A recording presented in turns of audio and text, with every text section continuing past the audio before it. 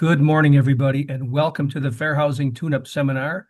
And I am your co-host, Scott Bush, Vice President of Operations, halfway retired with the Greater Milwaukee Association of Realtors. And my co-host today is your 2026 Chairman of the Board, Tom McCormick. And Tom, one of his main focuses during his tenure as Chairman of the Board is to focus on professional courtesy, ethics, and fair housing. So, Tom, I'm glad you could join today. Our Yeah, thanks. special guest and presenter today is Alexia Smokler, and Alexia was kind enough to uh, uh, join us last year when we had this program on we call it Fair Housing Tune-Up, and it was a great program, and we really want to do this every year if Alexia is willing to give us her time. But Alexia is an attorney with the National Association of Realtors and advises on federal fair housing policy and represents the association before Congress and federal agencies. Alexia also leads NAR's award-winning fair housing education and programming, including Fairhaven, Bias Override, and the Fair Housing Champion Award. She is a frequent national speaker on fair housing issues. Before joining NAR, Alexia served in fair housing enforcement at HUD, on the staff of Congressman John Conyers Jr., and with nonprofit civil rights organizations. She is admitted to practice law in Maryland and earned her JD from the UC Berkeley School of Law, an MPA from Princeton University's School of Public International Affairs, and a BA in government from Smith College. Very impressive, Alexia, and we're so Thank you. glad you're here to share your expertise. In my experience, we call this fair housing tune-up. In my experience, our members are well versed in what all the protected classes are, I hope, and I can generally believe that's true. Through the comprehensive CE training that we have in Wisconsin, and also the training that we have within our own individual companies. And there's a lot of fair housing information and training out there. Fair housing is good business. It reduces liability. We all know that, but in my experience, whenever I hear about uh, licensees getting in trouble or not following the proper practice, it's usually the subtle things, or things like, well, I'm not supposed to say this, but those are the kind of things that I like to examine close hands. So let's get on with the program. We got a lot of people joining us. So Alexia, I'll let you introduce or kick off the program. Thank you so much again for sharing your time with us at the Greater Milwaukee Association of Realtors. Thank you. Hi, everybody. Well, it's my pleasure to join you today. I'm a native of the Midwest myself, having grown up in Detroit. So, y'all are my peeps as far as I'm concerned. Thanks for having me. Thank you. So Alexia, I started talking about sort of the subtle fair housing sort of thing, Oh. and maybe that's something that you could elaborate on in your experience, what you see, um, some of those practices that have really gotten realtors in trouble. She's having some internet problems, Oh, Scott. Oh, Like she's in okay. other You're can you guys hear me now? we Oh, can hear you. man. Okay. Sorry, guys. I'm plugged into the hard. oh, she just dropped. Oh, okay. I'm sure she'll jump right back on. Yeah, I'm Um, sure she'll get right back on. Okay, Tom, you go ahead, say something. well, I'm back. Can you hear Oh, me? okay. Sorry. Yeah, we can hear you. I'm actually plugged into a hardline internet connection, so don't ask me what's going on here. windy out. Oh, we can see you too, so you're good. There we go. Yeah. Maybe, maybe not. Can you Uh, hear us, Alexia? Everybody, Okay. I don't think Alexia is back with us yet. We could hear her, but we could hear I'm gonna join y'all for my phone. we can hear you now. Hang on. All right. or one thing, Scott, that you had said that I was thinking about as you were saying is, you're right. It's the subtle things. It's the trying to make something more attractive. A property description is I think this is the most common thing I see, whether it's in MLS or in social media, and it's the subtle descriptions of things that dance on the line a little bit, and Yeah. people need to be conscious of how they're describing properties so that they don't cross the line and commit a fair housing violation. It looks like Alexia's back. She's muted. Hey, sorry about that. This is my first time doing this from my phone, so we're going to see how this works. I've got my phone propped up on my water bottle, so It's looking good. No, thanks. no, All right, I'm ready. Let's go. Yeah.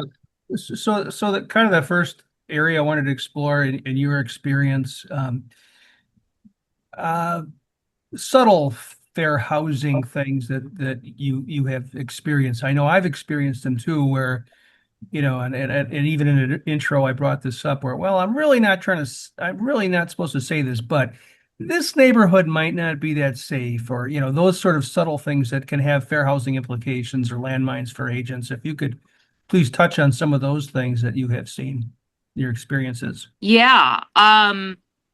So we have a course on implicit bias. It's a CE course. We also have a series of 3 5-minute videos where you can also just get a quick intro to the topic, and this could be something that you use in a sales meeting. Um, but it's all about stereotypes.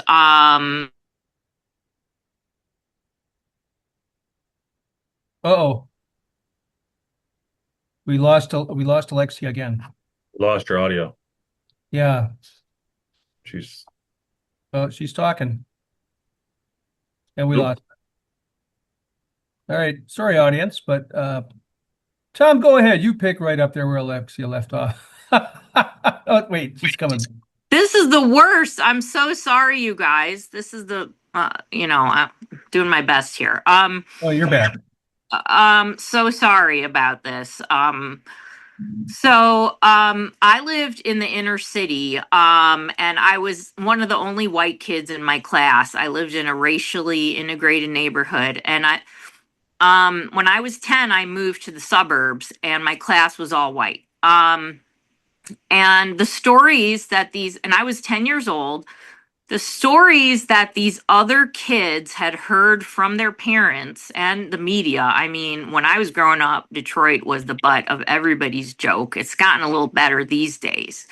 But the story that these kids had learned, they were so shocked. They could not believe that someone like me, someone white, had lived on the other side of 8 Mile Road. They were stunned. And if I had my proper technological setup here, I'd share with you a little poem I wrote at the time because I was angry. At age 10, I felt like these kids had a misimpression of my city, and I was very defensive.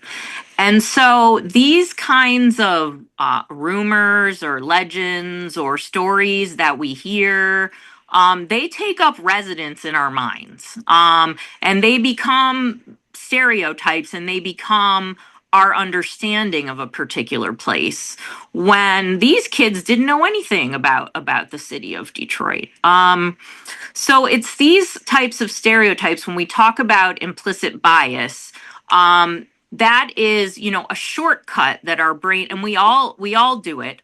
Our brains use shortcuts to help us navigate through the day. So you're going through your day. You've got millions of little pieces of information coming at you, bits of information, according to this one study we talk about. And a lot of that your conscious brain doesn't need to deal with. So like an example I use, you're driving to work, you're thinking about what are you going to make for dinner, and before you notice what happened, you're at work. Like you weren't even really paying attention. Your conscious mind was focused on what am I making for dinner. Your unconscious mind drove you to work, and our unconscious mind takes care of all kinds of things for us, to help us get through the day.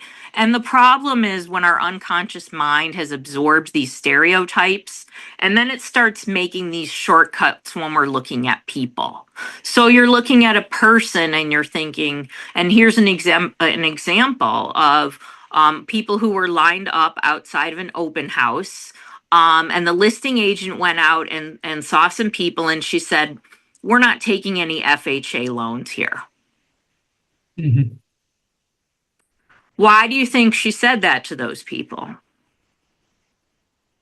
It was their race. And as it turned out, they were investors buying with cash. So the stereotypes that we have about people, which everybody has them, it's the way our brains work, can cause us to make assumptions about people that can get us into trouble. So assuming, that, and this is where we get into the two sort of main features of fair house, the basic fair housing violations that you want to avoid. If you watch, and I want to tell everybody on here, if you haven't watched the Newsday investigation, the 2019 documentary Long Island Divided, it was produced by a newspaper, not the government, not the cops, but a newspaper who their own journalists felt like they were being steered by real estate agents, and they decided to do an investigation on it. And what they found was, and please watch it if you haven't and show your agents, because it's really a case study in what not to do if you want to stay on the right side of the law. But you found agents, so the two kind of hallmark problems in there were denial of equal service. So giving certain people more service than other people. Like the white tester walked out with a thick binder full of listings, where the other testers of color got much fewer listings. That was just one example of the denial of equal service. Returning people's phone calls. I mean, these things are pretty basic, but these are the types of subtle discrimination, Scott, you asked about, where we may not even be aware that we're more inclined. And studies show that you can identify a person's race over the phone within like 10 seconds or something just by hearing their voice. So we also have a customer service issue in our industry where, completely separate from fair housing, I've seen studies where agents don't return 50% of the phone calls they get. So that's a different issue. But if you're hearing people's voices on the phone and you're returning some calls because you think, oh, that person sounds like a better prospect, what stereotypes are going into that decision? And so equal professional service is one, and then the other is steering. So, making assumptions that where someone wants to live, and you think and the cure to this is really to just listen to the person, to ask everybody the same questions, elicit the same information from everybody. Don't make assumptions and let the client lead. And, I think these types of best practices are going to serve you in all kinds of situations, not just fair housing compliance, but really, interpersonal relationships in general. Thank you, Alexia. Tom, did you have a question at all or any follow-up to that? No, I was just commenting or thinking about. We'll get the links to those implicit bias videos, and we'll get them out to everybody after the call. Uh, I'd like to, one of the things you talked about was the FHA loan, which I don't want to get too far off topic here, but maybe you could comment on, realtors sitting down with the sellers at the kitchen table, and realtor says, you want to watch out for FHA or VA loans. They're problematic. You want to look for a conventional loan product, from potential buyers. Um, I've never thought that was a good idea. I mean, you can certainly point out, what, the advantages, disadvantages objectively and realistically, but to carte blanche say, don't consider these loan products. Could you Yeah. comment then, Alexia? I would just like to interject there too. It's a fine Please. line because you've got a fiduciary responsibility as a practicing realtor. You've got a fiduciary responsibility to your sellers and or buyers. But warning somebody about an FHA is probably a seller conversation. Um, and again, you've got the responsibility to make sure they understand the differences, and Yes. you can't. You have to take that implicit bias and put it aside and tell them the truth based on solely on facts. And so Yep. it's a line.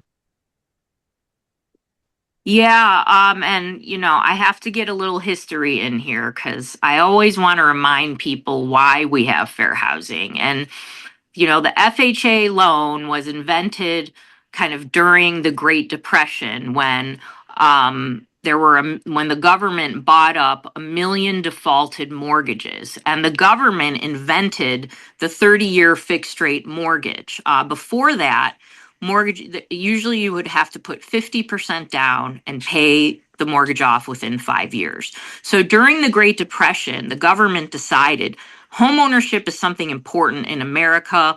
We want to put the backing of the government behind homeownership. We're going to buy up these defaulted loans.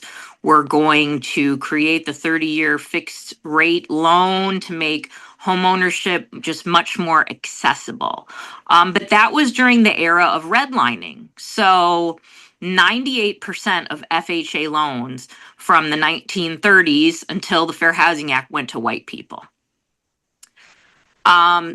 Likewise with the VA loan, the returning World War II veterans, there was a huge housing shortage when the GIs were coming home and starting their families. And so the federal government funded these huge new suburban subdivisions, most famous of which is Levittown in New York, but they're all over the country. Some 1/3 of housing construction after World War II was funded by the federal government. And these were starter homes, the type that aren't getting built anymore, and they were affordable.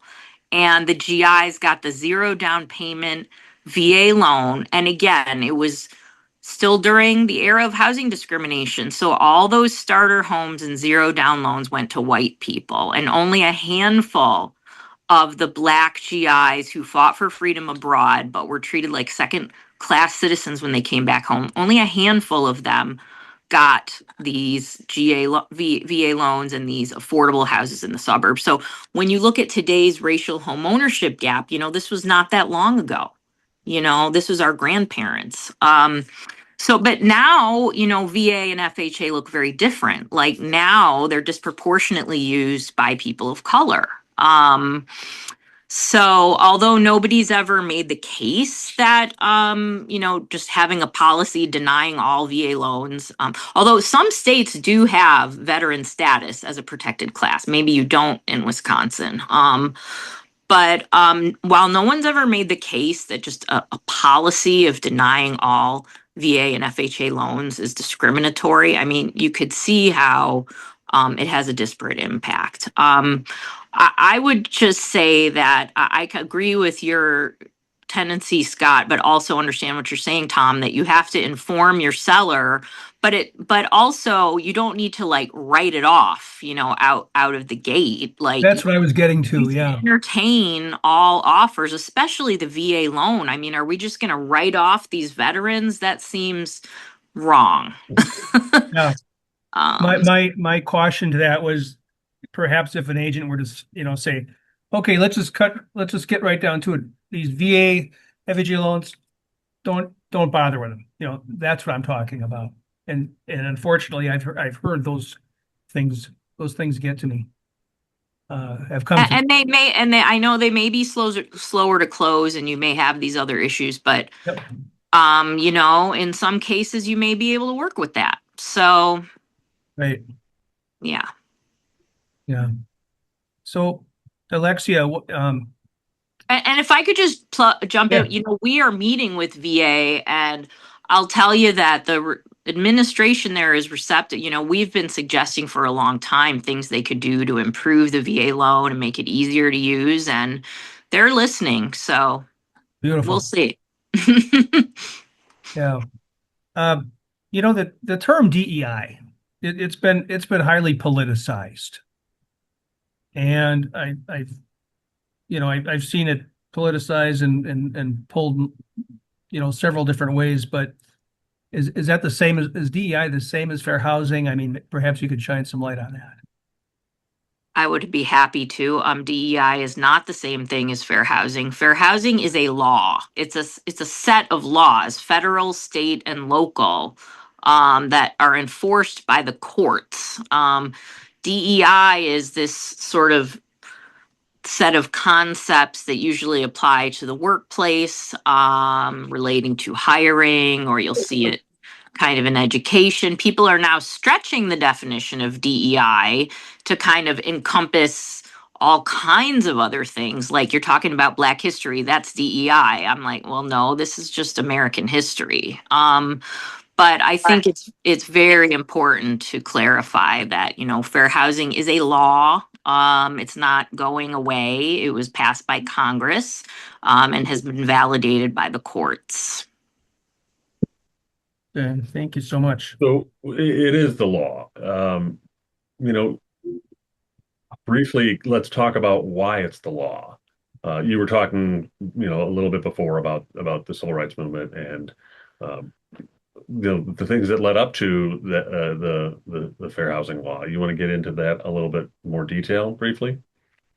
Yeah, I mean, I snuck it in before, but I'll just emphasize that, um, before we had this law, housing discrimination was extremely widespread. I mean, at that time, we refer to it now as door slamming. Like you would say, "Hi, I'm applying for a home," and you just get the door slammed in your face. I mean, it was just practiced openly. It was practiced by the government. It was incorporated into government programs. It was practiced by real estate agents, lenders, appraisers.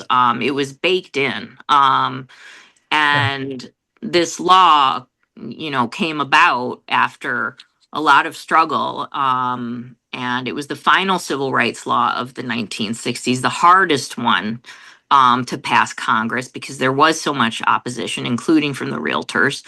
And it ended up passing 7 days after the assassination of Dr. Martin Luther King Jr. That was the moment that sort of galvanized the country to pass this law. And then our history with it, we went from strongly opposing it to sort of accepting it, and then we entered into a number of agreements with HUD over the years. And now we manage it out of our advocacy shop because we don't just see it as legal compliance. We have a broader frame on housing of making home ownership available to all. I mean, that's our mission as realtors, is to make home ownership more available. And we're champions and advocates for home ownership. And when we look at the, next generations, fair housing has to be a part of that. Yeah, you were talking about how the Realtor Association wasn't always so fair housing friendly in our past. I remember the Code of Ethics used to read it, and I'm doing this from memory, but a realtor shall not be instrumental in introducing a person into a neighborhood where it's obvious that that person's racial or ethnicity or religion, however stated, would have an adverse effect on the property values in that neighborhood. Wow, that is really what what an undue unfair responsibility to put upon someone to make those sort of value judgments, or realtors back in the 19 when did that go out? I think the 1940s or 50s with That was the 1924 Code of Code of Ethics. Ethics. Yeah, it was in there a while. It stayed in some form until the 50s or 50s. 60s. Right, right. So, yeah, I just wanted to point that out. I thought it was interesting. They probably thought they were doing the right thing at the time. Well, we don't want to induce blockbusting, so but it was certainly not the way to go about it. But anyway, um, let's talk a little bit about advertising and marketing and words we're not allowed to use, and sometimes these questions will I'll get these questions on occasion. The MLS will get these questions about advertising and you know, the list of description or descriptive terms has really kind of changed and evolved over the years. It almost went too far for a while there. You can't say master suite. You can't say, you know, and so maybe you could kind of shine the light on 2026 and where we are with those sort of adjectives and descriptions and what we can say, what we can't say. Yeah, so let's do a little bit of history and why the Fair Housing Act has this advertising provision. And it's because before the Fair Housing Act, racial exclusion was actually part of the advertising. I mean, they would say things like restricted neighborhood, which meant that all the houses had racial covenants. So the house was protected from infiltrating influences, to quote the FHA underwriting manual of the time. So they had to put something in the Fair Housing Act about marketing. And so back then there were also like, open, terms used, like no blanks allowed. I mean, people would say that, no Jews, wanted in this neighborhood, no Catholics. So, the Fair Housing Act says that it will be illegal, and I'm just going to read the law a little bit, to make, print, or publish any notice, statement, or advertisement that indicates a preference, limitation, or discrimination based on the protected classes. So that's really the key phrase there, that it indicates a preference, limitation, or discrimination. So what does that mean? How would your ad indicate discrimination? Well, courts have said, and courts like to create this legal fiction of like the reasonable person, the ordinary person, and they try to say, well, what would this reasonable or ordinary person think if they looked at this ad? So when a court is looking at an ad, they're thinking about the person in the protected class at issue, and just the average ordinary person, not a really sensitive person or not a really insensitive person, just the average person. Would they think this ad is giving an indication of a preference, limitation, or discrimination? Now, let me give you two examples. You mentioned master bedroom. I've always, there's actually no authoritative source saying that master bedroom is a problem. In That's why I fact, brought it up. Yeah. HUD said it was fine. But I think that in the 2019, 2020 era, people were being very, sensitive, and they decided that word made some people uncomfortable and they were going to get rid of it. And now you'll see on like HGTV and other places, they just don't say that word because they think it creates discomfort. But that's not the standard of the Fair Housing Act, whether it creates discomfort. The standard is it indicating to the average person that there's going to be discrimination here? So I've talked to some of my Black friends and I've asked them, when you read master bedroom in a listing, do you think that means you're going to be discriminated against? And, the answer of the reasonable person is no. Like, master bedroom is a description of an architectural feature. Mhm. Now, let's compare that. We've had some instances where a listing photo contained a picture of the Confederate flag that belonged to the seller. It was in their house. Would the average, Black person looking at this ad, scrolling through the listing photos, seeing a picture of a Confederate flag in the house, would they think maybe there's an indication that there's that I could be discriminated against here, or that there's a preference here for someone that's not like me?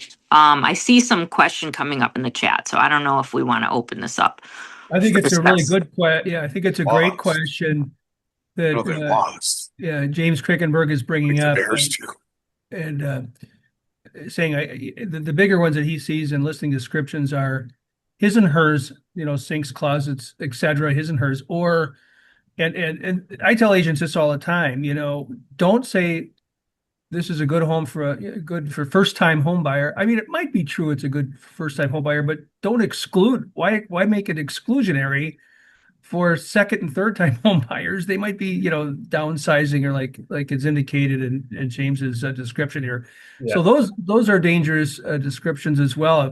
Alexi, perhaps you could comment on those. Before you Yeah.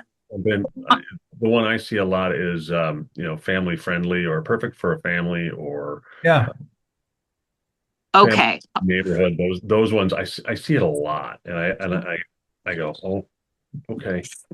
Everything's a family if you're, I mean, it's just, but yeah, that's Status is a slow. protected class. So here's a few tips. I would never say perfect for, ideal for, because you want to market to everyone, not someone. You don't want to like picture who you see in the house and then market to that person. You want to market to everybody, right? I mean that your seller wants maximum exposure, and are you the expert on who could live in that house? A lot of different people could live in that house.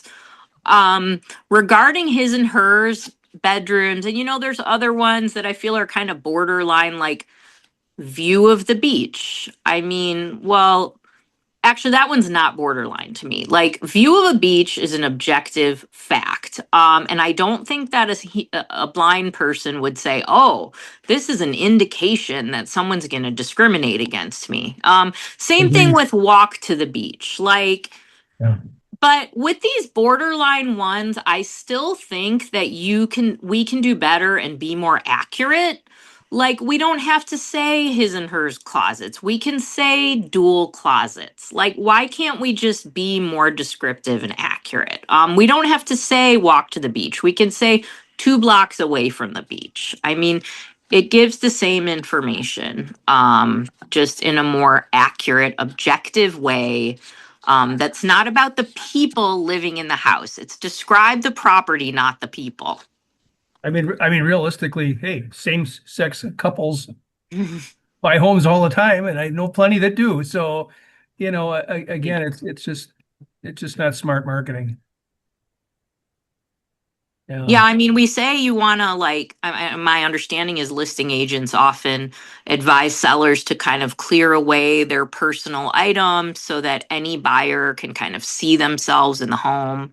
So why are you imagining who the person is? That's a great point. Yeah. And, the other thing that I'm starting to see too, and maybe just a reminder for everybody is if you're using a generative AI to help you with your descriptions, um, please give it the instructions to follow fair housing law. It can find the fair housing law. It's out there, and the AI will follow it if you tell it to. But if you don't remind it to, it won't. But here's one issue with this, and this is the issue that people get tripped up over, is that there is actually no such thing as a list of words that is good or bad in every situation. Like, a lot of it is contextual. Like, Mexican tile, that Spanish tile. Well, that's Yeah. okay. But we're not going Sure. to talk about, no Spanish speakers allowed. So an AI may not pick up on that. So unfortunately, there does, there always, and not unfortunately, whenever we're using AI, you have to have human review. Always, always. Proof, proof, proof. Right. Right. Um, yeah, oh, I just had another question or another observation about advertisements. Oh yeah, yeah. This kind of gets trickles back to me oftentimes, and I've even heard lenders that I know share conversations with me that they've had with agents, and they steer away from neighborhoods that they perceive are higher in crime. And when I can't believe some of these lenders I've talked to, I said, that has some very strong fair housing implications. Well, what do you mean if that's a bad neighborhood? I think they're doing a service to the agents by. And again, it sort of gets back to what you were saying before, Alexia, that the buyers make the decision as to where they want to live. The agents sell properties, not demographics and so forth. But maybe you could address that. If someone, usually when someone asks, "Is the neighborhood safe?" That's usually a veiled way of saying, or often that can be a veiled way of indicating fair housing or protected class bias. And you know, are agents experts on crime data and statistics? Perhaps not. Maybe some are, but they need to have the right tools in their toolboxes to provide that statistical data and so forth to let them make decisions. But sorry, I'm going a little long, but I'll let you jump on and take the ball. No, and this is kind of a hot topic right now. Yeah, right. Because HUD just issued an announcement about it last Friday. I don't know if it's made it to y'all yet. But clients are certainly,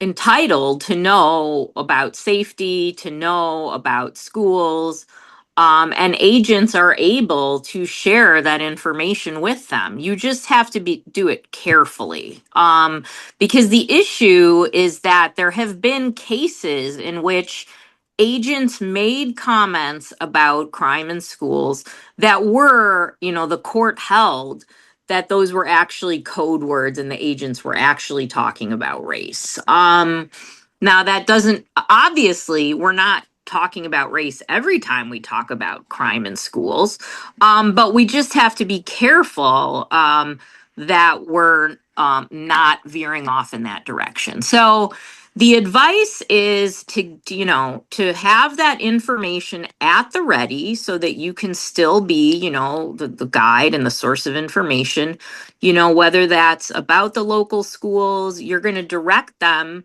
to the objective third party source of information, whether that's school information, crime information. I know many local police departments have like a public affairs office. There's a lot of different ways of measuring school quality. I often, point out that, I guess some people are really focused on the schools that have the highest test scores. But what's been shown is that correlates more to the income of the parents than it really does to the quality of the school.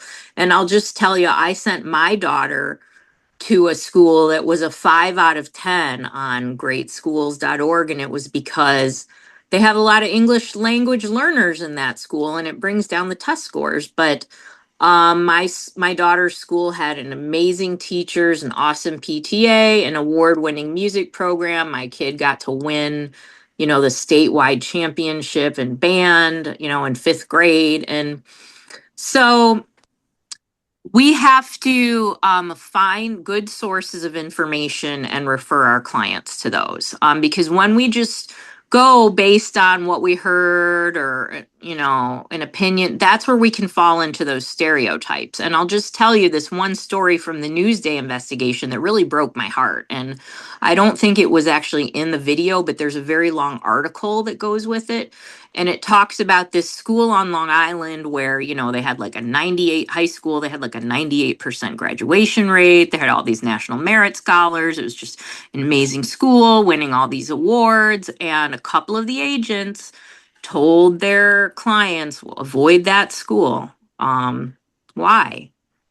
Well, because by all objective measures, it was a great school, but it was majority Black and Hispanic. So we just have to be careful that we're giving, whoops, sorry, I'm dropping my phone here, that we're giving objective, third party, accurate information.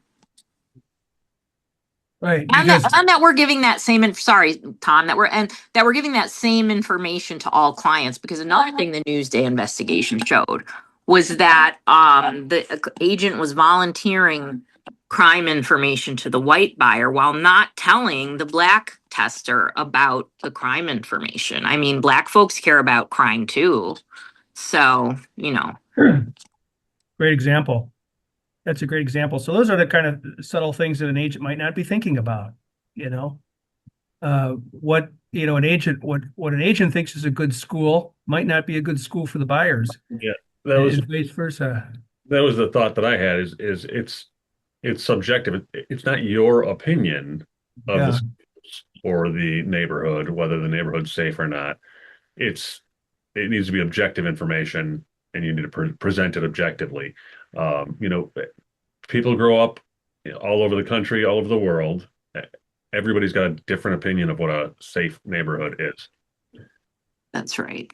correct. And those questions, safe, good, they're subjective, and so you have to, another tactic is to turn it back to the client to try to get them to give you some more objective parameters. Like when you say good school, what does that mean? What are you looking for? Are you looking for special needs? Are you looking for sports? Are you looking for Yeah, music? Then you can give them objective information. Yeah. right. And agents have shared this with me too, that are doing a good job. And when the buyers are asking, is this a safe neighborhood? And the agent will put it back to them and say, well, what do you mean by a safe neighborhood? And the buyers Yeah. will say, well,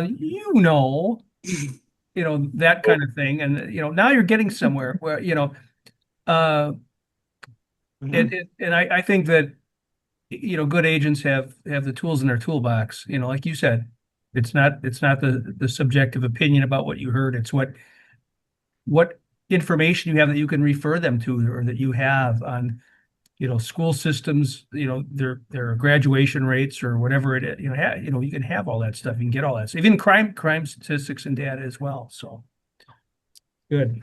Tom, did you want to add on something there? I thought, I'm just going to add that turning it around to the buyer or the seller, usually that's usually a buyer kind of a question, is a good strategy.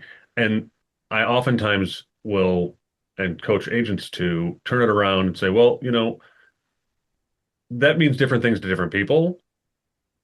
And what I can do is provide you with this information, whether that's a link to the local police department or crime stats, or a link to the schools, a link to, the various school rating agencies, or, information platforms and that kind of thing. And that way it it doesn't invite the veiled discriminatory language, because then you're putting yourself as an agent in a very risky position for in a couple of different ways, where you risk turning that buyer against you, which you don't want. You have a fiduciary responsibility if you've got a buyer's agency, and so people's inherent biases are their inherent biases. You can't feed into them, but you also have to just still provide them the fiduciary responsibilities that you have as an agent. uh, And I think, having gone through Fairhaven myself the first time around and working my way through it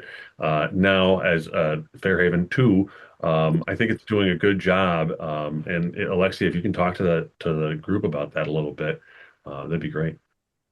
Yeah. So we rolled this out shortly after that Newsday investigation. In fact, we rolled out a lot of things after that Newsday investigation because we saw that we needed to do more. That caused us reputational harm, and we've made a decision that we want to be leaders in fair housing. This is part of our reputation now. So Fairhaven, so I am committed to make fair housing training interesting. I won't say again because it never was in the first place, but I'm really against boring slide decks full of legal mumbo jumbo. I mean, it just puts people to sleep.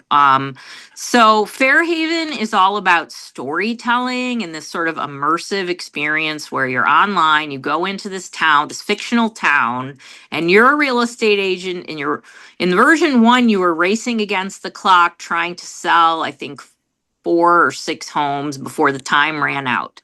And you're representing buyers and sellers, and you're running into situations where discrimination may occur. And these are based on real fair housing cases or member FAQs. And we really we wanted to make it resemble the situations people get into every day. And then we also mixed into and one thing I'll say about a lot of these situations is it's not you that's doing the discriminating, it's some other party, and you have to actually stand up for your client. Um, and one case I talk about a lot is one that made the cover, or I don't know if it was the cover of the New York Times, but it was in the New York Times a couple of years ago about a buyer and seller who were in escrow, and the seller, an elderly woman, learned that the buyer was Black and decided to back out of the deal. And Oh, yep. um, somehow this information got back to the buyer. So we can talk about, okay, now this is all according to the New York Times story. So how did that happen? I mean, the agents on both sides. So, the listing agent, if their seller told them that, and the listing agent did eventually do this, got the woman's children involved, everybody kind of persuaded mom, like, this is okay, and by the way, that's illegal. You can't do that. But they didn't do that till after the buyer already got word. And then meanwhile, the buyer's agents didn't tell her that the Fair Housing Act is a thing. Says all stuff. Mr. Ruzica, I need I'm to sorry. ask you I to hear someone talking. Yeah, we got some Oh. feed. I don't know where that's coming from. So then meanwhile, so the information gets back to the buyer. The buyer's agents don't tell her anything about the Fair Housing Act. And so she goes on Twitter and posts, "Hey, everybody, someone just told me they don't want to sell me their house because I'm Black. Like, is this real? Like, what?" And it was Twitter that answered her question. No, there's this thing called the Fair Housing Act. Now, as it turns out, this woman is a PhD molecular biologist who has a huge Twitter following because she educates children on science. She's Raven the Science Maven. And so her tweet went viral, and that's how it got picked up by the New York Times. But let me circle back to Fairhaven. So the point is, in that situation, it was another party. It was the seller who was doing the discriminating. And we see this a lot, that, it's the seller that's got a problem. And so now you as the agent have to tell your seller what the law is. And, really you should tell your seller up front, when you're signing your listing agreement, like, there's this thing called the Fair Housing Act. It applies to you, seller, you can be held liable. Yeah. And so in Fairhaven, we have a lot of situations like that where it's some other party discriminating against your client and you have to figure out what to do. So I think that's part of what makes it challenging. And also it kind of makes you the protagonist versus, they're out to get me, which isn't what this is about. So Fairhaven 2.0, we just launched last year, and it now satisfies the NAR Fair Housing training requirement. You can take it from your home in the middle of the night in your pajamas. I heard from some members that was very important to them. And you can pause and come back later. And the thing we've done in Fairhaven 2.0 is we added the Fairhaven Historical Society, where we talk about fair housing history. And this was a pretty cool project because we went into the NAR archives and pulled out a bunch of our old documents and photos, from back in the bad old days. And then we animated, because, again, it's got to be entertaining. So we're trying to make history as entertaining as we can. So yeah, it's getting almost all 5-star reviews, and it's 70,000 members have gone through since we launched 2.0 about a year and a half ago. And we've been promoting the Fairhaven program as well. Just real quickly on the seller situation. I've been around here a long time, and 41 years. And in 1985, I could remember that it was quite common where agents were reporting, sellers saying, "Well, okay, but I don't want to sell to these people or those people or whatever." It was more common, that many years ago. But last year, well, two things. I did hear about, that story that you just told, but there was a story here where an agent said that, they were going to list a house of an elderly person who said, well, I'm not really prejudiced, but I have to watch out for my neighbors. And, if you could not, so the agent did their due diligence and explained the fair housing law, which was great. And our contracts here in Wisconsin, it's in all the contracts. The protected classes, discrimination is illegal, and so forth. But just real quickly, going back to the mid '80s, there was an agent. Her name was Margaret Henningsen, a good friend of mine, and she used to teach fair housing. And when she was on floor time at her company, she received a phone call from an elderly person and said, "Yeah, I'd really love you to list my house, and I really want to list my house, and but I don't want to sell to these people or whatever it was." Margaret is black, and Margaret said, "Okay, that's great. I'll come over. I'll take the appointment." So she went and rang the doorbell, and "Hi, I'm here." So Margaret educated them on the fair housing laws and actually got the listing. And yeah, Go, Margaret. yeah, yeah. So anyway, it still happens. It's just not as common, but it still does, like I heard in our marketplace. So I'm just seeing in one of the comments, still getting sellers who, oh, I hope it goes to a great family, and that it's not intentionally discriminating. That's the unconscious bias that we're talking about, right? I don't mean to be discriminatory. Mm, Well, we understand that, and that's where I think far too often I've seen agents who present a listing agreement or don't properly present a listing agreement, and they just say, here it is, here's the price, here's what we're including, here's sign here, press R, 3 copies. For those of you who are old enough to know what that is, there's kids on here that probably don't. Right. So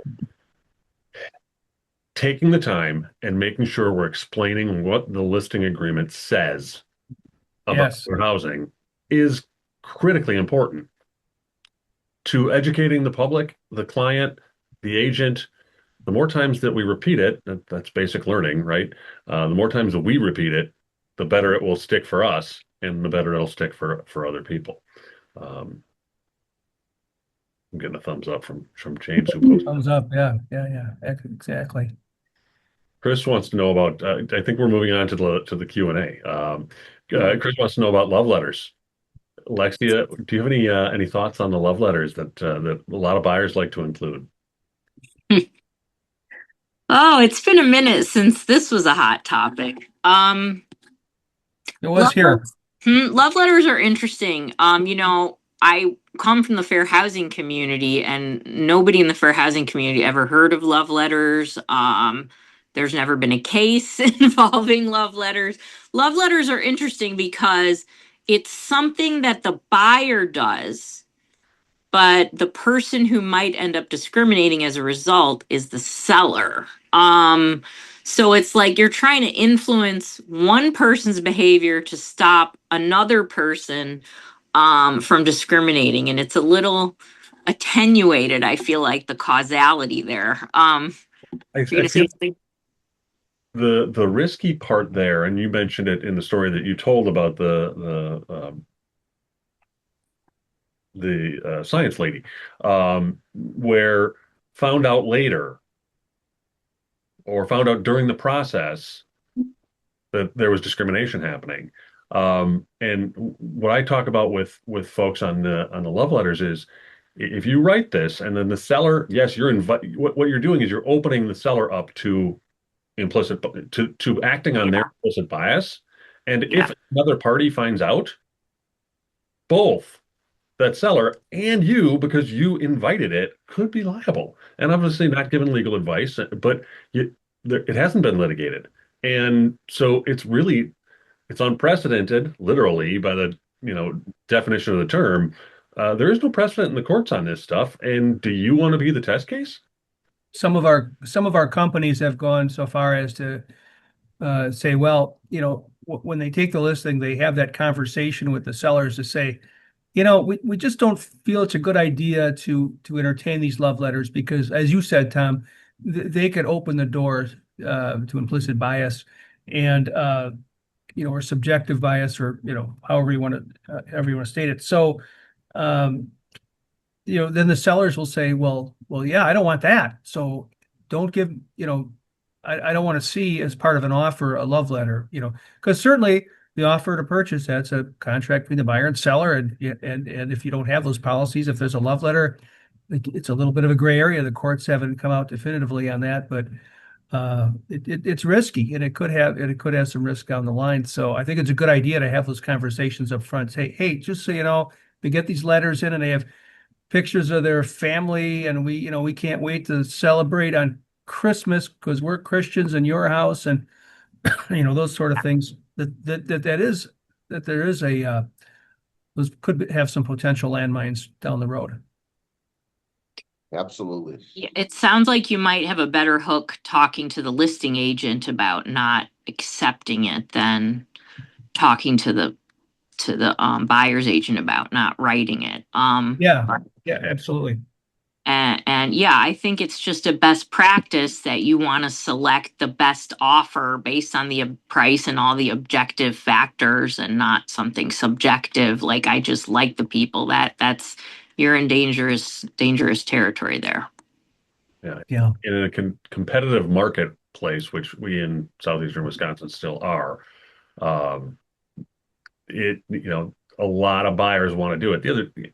Sometimes it comes from the buyer too. Hey, my sister-in-law told me that when they bought their house, they wrote a letter. So I want to write a letter. Get it Oh, all. Yeah.